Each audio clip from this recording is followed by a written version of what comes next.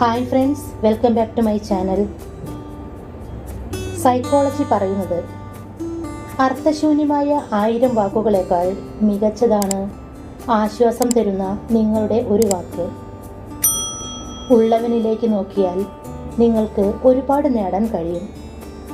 ഇനി നിങ്ങൾ ഇല്ലാത്തവനിലേക്ക് നോക്കിയാലോ, അപ്പോൾ നിങ്ങൾ ഒരുപാട് നേടിയവനാകും. നിങ്ങൾ നിങ്ങൾക്ക് തന്നെ പ്രകാശമായി പ്രവർത്തിക്കുക. 1000 തിരികൾക്ക് വെളിച്ചം പകർന്നു കൊടുക്കുന്നതിനാൽ ഒരു മെഴുകുതിരിയുടെ ആയുസ് ഒട്ടും കുറയുന്നില്ല.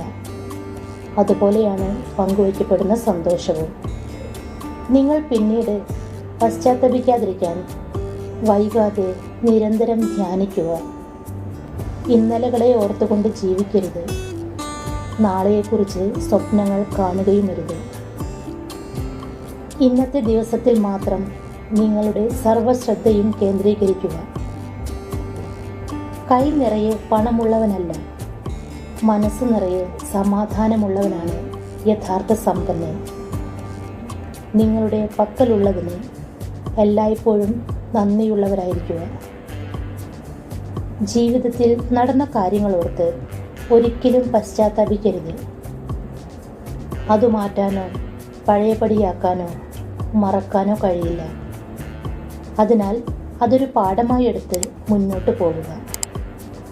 ആളുകൾ ഇഷ്ടപ്പെടാൻ വേണ്ടി നിങ്ങൾ മാറരുത്. നിങ്ങൾ എല്ലായ്പ്പോഴും നിങ്ങളായി തന്നെ ഇരിക്കുക.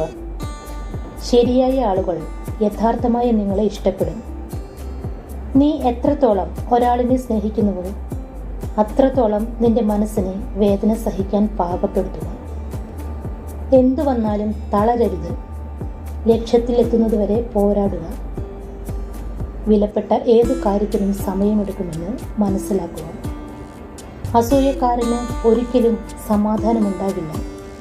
നന്നായി ജീവിച്ചവൻ മരണത്തെ പോലും ഭയക്കുന്നില്ല. കപിലവസ്തുവിലെ ശുദ്ധോധന മഹാരാജാവിൻ്റെ മകനായ സിദ്ധാർത്ഥൻ എന്ന പേരിൽ ശ്രീബുദ്ധൻ പറഞ്ഞ ആശയങ്ങളാണിവ.